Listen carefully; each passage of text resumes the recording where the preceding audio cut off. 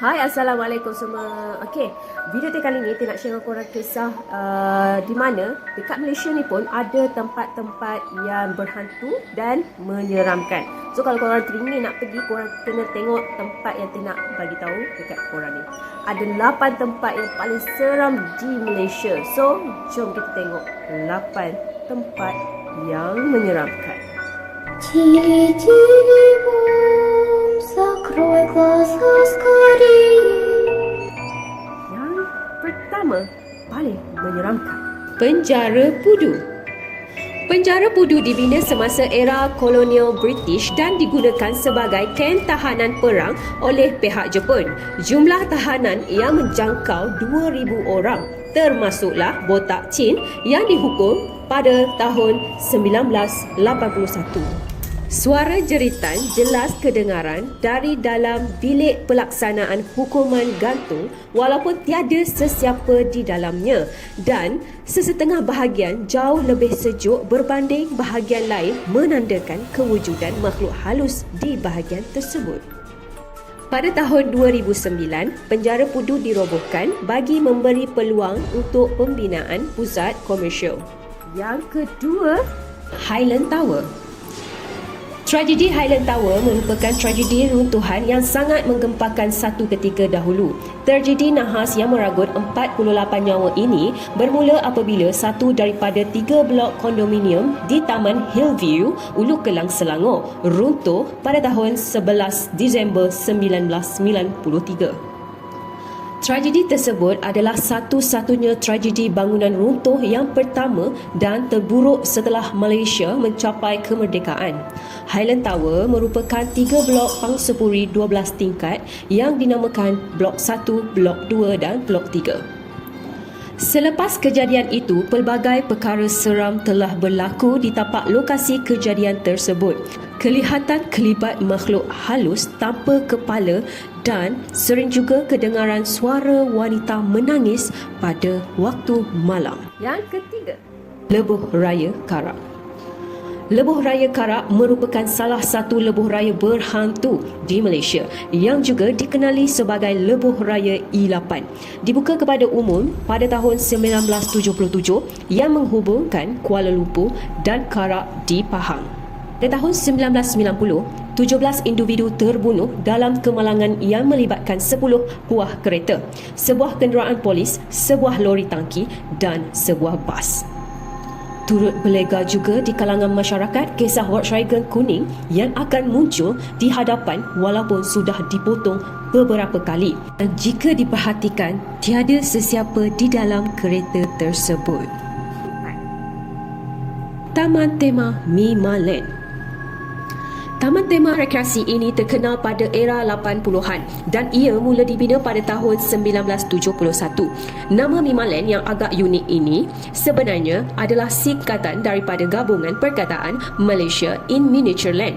Ia dibina di sebuah kawasan berbukit seluas 300 ekar di Ulu Gombak, tidak jauh dari Kuala Lumpur. Pembinaan Mimaland dibuat dalam beberapa fasa dan dibuka secara berperingkat. Satu kemalangan telah terjadi di kawasan papan luncur air gegasi Mimaland pada tahun Januari 1993 yang menyebabkan kematian seorang warga Singapura yang berusia 27 tahun. Kejadian itu mengejutkan orang ramai hingga memaksa pihak Mimaland menutup sementara kawasan yang terlibat iaitu kolam renang dan papan luncurnya bagi melakukan kerja-kerja penambahbaikan. Pada Mei 1994 pula berlaku kerosakan pada dinding kolam renang yang berpunca daripada kejadian tanah runtuh sehingga menyebabkan air lumpur memasuki kolam renang tersebut. Sekali lagi, kawasan tersebut ditutup kepada orang ramai.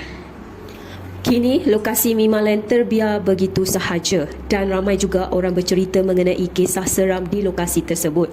Antaranya, kelibat manusia tanpa kepala dan sering kedengaran suara-suara menyeramkan di kawasan itu apabila senja menjelma.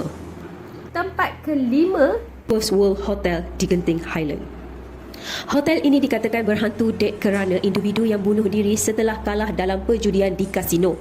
Daripada 6,118 bilik yang ada beberapa yang dikatakan berpenghuni dan pihak hotel membiarkan bilik tersebut kosong walaupun pada waktu jumlah bilangan pengunjung yang tinggi. Manakala keseluruhan aras 21 juga dikatakan berpenunggu. 6. Kelly Castle di negeri Perak. Seorang kanak-kanak perempuan dikatakan mati di sini dan menghantui ruang di dalam bangunan yang terbengkalai ini.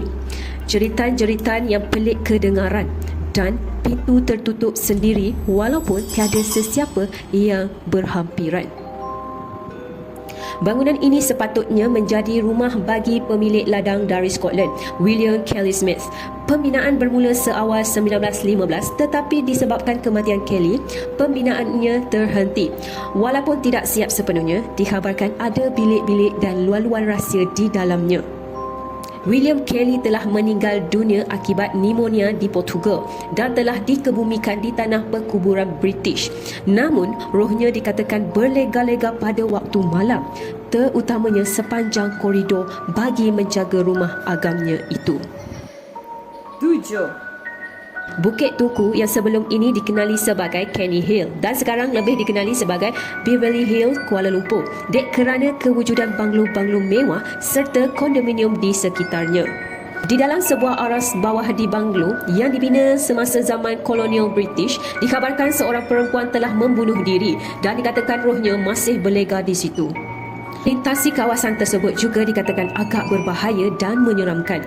Penunggang motosikal dikatakan boleh hilang dan lesap bila melalui kawasan tersebut, tetapi tidak dapat disahihkan kebenarannya. 8. Institut St. Michael Ipoh. Pada zaman Perang Dunia Kedua, sekolah ini telah digunakan oleh tentera Jepun sebagai ibu pejabat mereka. Pada ketika itu, tentera Jepun sering menggunakan sekolah ini untuk menjadikan aktiviti penyiksaan terhadap tawanan perang. Terdapat juga banyak terowong-terowong yang dibina oleh tentera Jepun untuk tujuan penyiksaan dan penyimpanan makanan. Kawasan paling berhantu di sekolah ini ialah di gereja kecil yang terletak di sekolah ini. Kelihatan seorang mubalik Kristian yang berjubah hitam tanpa kepala sering duduk berdoa menghadap pintu pada waktu pagi. Kebanyakan orang yang pernah melihatnya merahsiakan perkara ini.